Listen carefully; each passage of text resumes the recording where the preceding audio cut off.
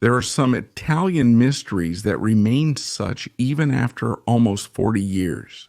This is the case of a 15-year-old girl who disappeared in the heart of Rome on a hot day 22 years ago.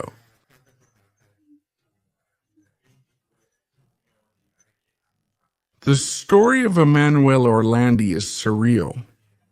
This high school student who goes to music school in the afternoon in Tino Centro in Rome and then is swallowed up by nothing, absolutely nothing, is known about her. Even today, we don't know what happened to her in Rome on a hot day 22 years ago. The story of Emanuela Orlandi is surreal. However, there's a detail in this story because Emanuela Orlandi was not just anyone, depending on whether you want to consider him still alive or not. Emanuele was the son of Ercole, a Vatican citizen, a citizen of Vatican City, a tiny state, one of the smallest in the world, yet of great importance. And in the story of Emanuele I's disappearance, the Vatican comes up several times, almost increasing the aura of mystery around the search.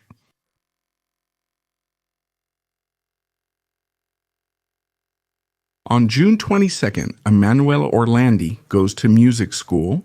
He's a lively girl, has a schoolboy, has postponed a couple of subjects until September, but has a great passion for music, plays the flute, goes downtown to Rome, so he moves by public transport from home, which is inside the Ludine walls, goes to class, then at a certain time he should return. But Emanuela makes a phone call home, says he will be a bit late, that he met a person who proposed to him a job as a model or as a representative of cosmetic products of a well-known multinational. It's something that at that moment he hears for the first time about a pairing or door-to-door sales, but it's strange that they turn to a girl who is clearly underage because Manuela, we repeat, is not of age. She's a girl. She's a student. So much so that the person who receives the call, one of her relatives, warns her, tells her that it's perhaps better not to be rash, better to discuss it with the family. Manuela agrees. She will say that in a little while she has to wait for the bus. She will wait for it in the company of a couple of friends who actually take the bus, but from that moment on, nothing more is known about Emanuela. Nothing. She disappears into a black hole, as if a rift had opened in the heart of Rome, and she had fallen into it for a moment or disappear from circulation. So what happened to her? The first to worry are clearly her parents. Her father, Ercole, who already rushes to the Vatican police station in the evening and reports the disappearance. The police try to reassure him. They say that maybe Emanuele stayed out with a friend. In these cases, it's better not to panic immediately. Maybe it's best to wait until the next day.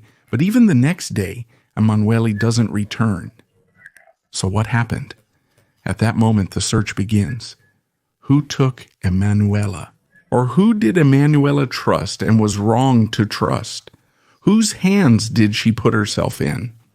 Here begins a real web of hypotheses, conjectures, false leads, sometimes misdirections, phone calls. Here are the phone calls. Because Emanuela's family relies heavily on contact, on human contact, the fact that someone can provide information, if not precise, at least useful in reconstructing what happened. And so the famous flyers begin. The ones we have seen with that smiling face and below the phone number, to call, to give news, to provide that glimmer of hope to which the parents cling even desperately. One of the first calls comes from a certain Mario. He says he is a 16-year-old boy who knows Emanuela. But there is something strange about Mario's calls. There's something that doesn't add up in what he's telling. Meanwhile, Other voices can be heard while he is on the phone, and after a while, this mysterious Mario disappears. He could be a pathological liar. He could be a kidnapper. Who knows? After a while, more phone calls arrive. There are obviously those, as I was saying, who are pathological liars. So they seek their 15 minutes of fame by spouting absurdities on the phone. But there is also later a particular voice, the one that will be defined by the investigators as an American, because it's a man, as you can tell from the tone of his voice, of about middle age, who speaks with a clear American accent and speaks good Italian. But that seems learned after having learned other languages, especially Latin. And here begins the first of the big questions. But who is this American, who moreover provides quite reliable information? He even lets you listen to recordings of his voice there. It's not clear if it has been sampled from other recordings or if it has been collected. Will we have a few moments? Sì, ma me la faccia sentire bene. Vita nazionale di Vittorio Emanuele Giovanni. Vita nazionale di Vittorio Emanuele Giovanni. Dovrei fare il terzo liceo a Sassanamma, scientifico. Vorrei fare il terzo liceo a Sassanamma, scientifico.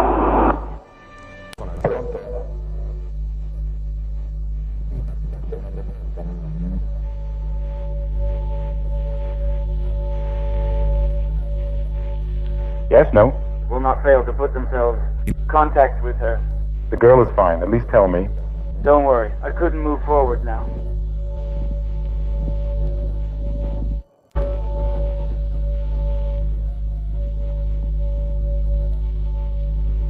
But I say I have to intervene because...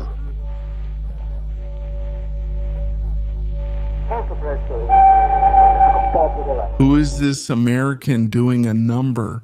Of phone calls. Over a dozen, only to disappear into the world himself? There's a trail that leads back to the Vatican because, after all, Of relatives. and American personnel in the Vatican is full, and it is possible that someone who has studied Latin first and then Italian may make certain mistakes when speaking both in person and when holding. And there is a name that recurs around the figure of the American, a name that is not new in the press. Italian journalists have known him well for several years. He is a man who has gone through two financial scandals.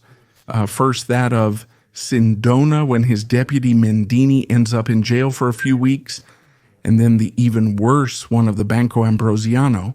I speak of Paul Casimir Marcentos, a Monsignor who tries in any way to reach the Pope, Which would be the culmination of a career, and that in the name of this will try everything, in the name of this goal.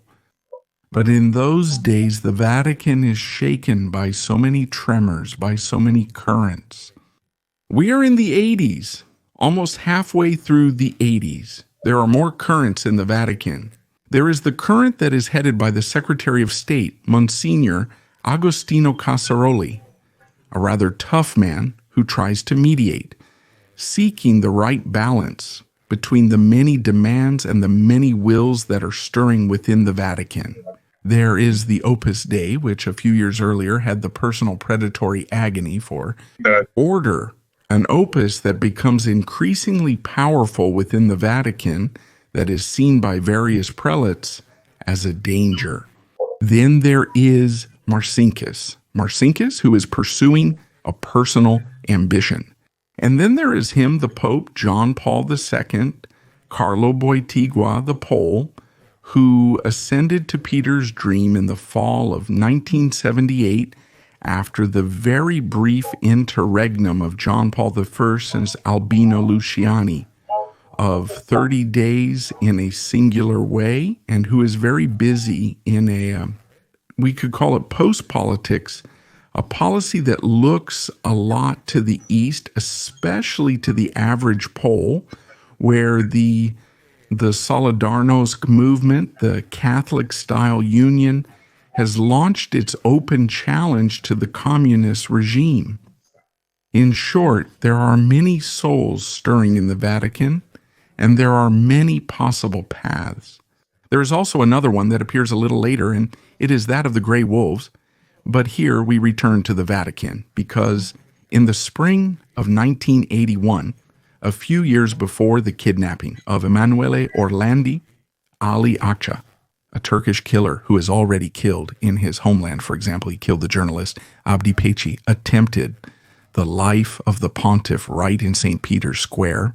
He was arrested, convicted. There are those who say that the kidnapping of Emanuela Orlandi is just a move, a kind of scapegoat pawn. Give us back Akça, and we will return the girl safe and sound. Initially, there are those who believe it, but after a few years, when the Berlin Wall falls, when the bipolar world, as we knew it, ends, a character, Marcos Volto, known as Mischia, the powerful head of the Stasi, the man without a world, will make a particular revelation. And he will say that they are not involved, even if they had used the Grey Wolves, even if they had carried out operations of misdirection in favor, for example, of Bulgaria, which was the main actor in the attempted murder of John Paul II. No, they didn't take it. They never even thought about it. To start a kidnapping to get back. Said something further then, the track of the Grey Wolves goes next. Then there is another track that also emerges over time. It's that of the Magliana gang, that kind of crime holding of black market business where there is drug dealing, money laundering, prostitution, late gambling, a lot of money that is taken and rains down on Rome, only to return to the pockets of very few bosses. A holding that within it lives internal struggles, that between the Testacini clan, led by Renatino de Pedis, and that of the original bloc, therefore, of Maurizio Renatino, known as Crispino, of Mincini, of Accartoni, and the others. Well, according to Abetico himself, it seems that the girl was kidnapped by some of Renatino de Pedis's men. Why? Perhaps on behalf of Marcinkus, perhaps on behalf of someone else. In short, the young girl would have been kidnapped and held prisoner in a building in Rome to do a favor for someone. This is a lead that leads to several investigations, including the discovery, yes, of a huge underground bench that was used by the gang, but which will then be defined as not a place of kidnapping, but a place of shelter for the bosses when they had to escape police raids. So the alibi, or anyway the lead, that said it was a vaccine.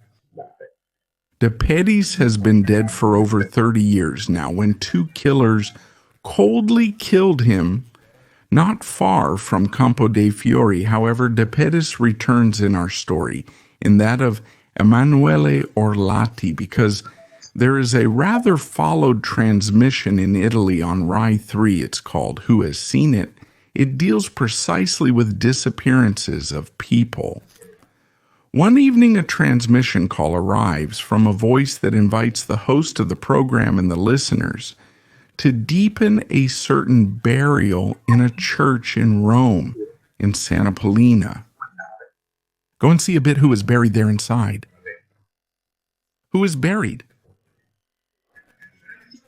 Like a criminal, a man who had half of Rome in his hands, but obviously not in a legal way, even though Renatino always tried to clean up his own image, buried in the crypt of a basilica, among other things, a basilica that enjoys extraterritoriality. Quite a singular thing. So at a certain point, once it was understood that there is the tomb of De Pedis, which will then be translated into another cemetery, one wonders, it's not that by chance there is also the body of Emanuele Orlandi under there. It's one of the searches we've done, but it doesn't yield any results. Absolutely, it doesn't seem like there's anything there. There are human remains found, but they date back to many years ago, which are, anyway, of a man. So it's not the mortal remains of Emanuela. So where did she end up? There are many leads. The hypotheses are endless. Some trustful sources say that Emanuela would still be alive today and living with others. There have never been so many proofs to believe this. Others say that Emanuela would have died during the kidnapping and the body would have been dead. Where?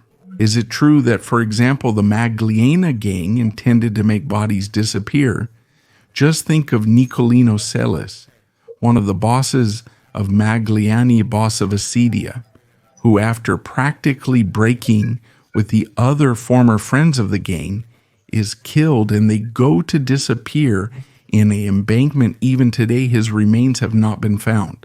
So perhaps the track of the band is not so completely wrong also, because then you find many details.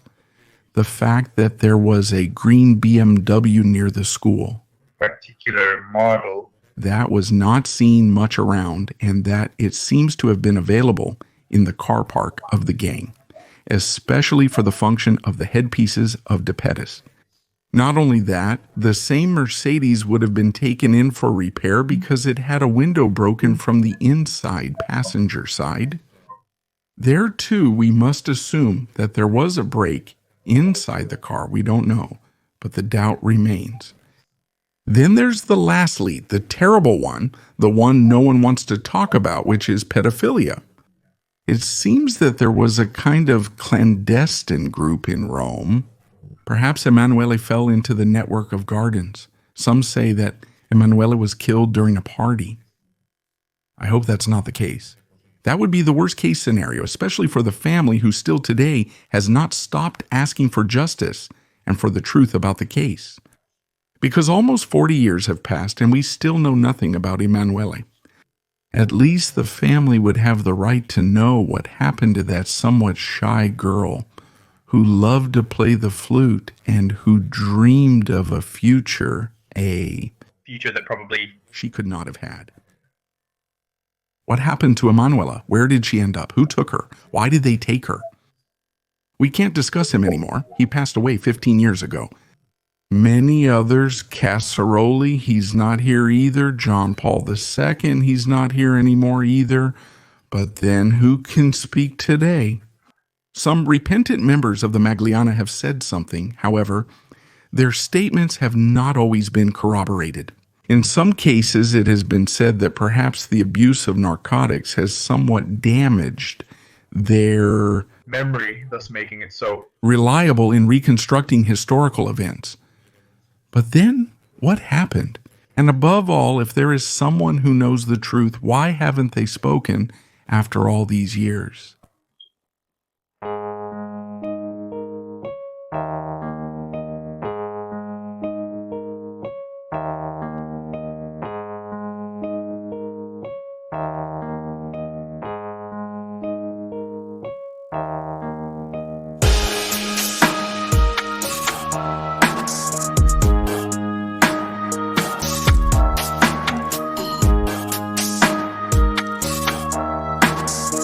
You all.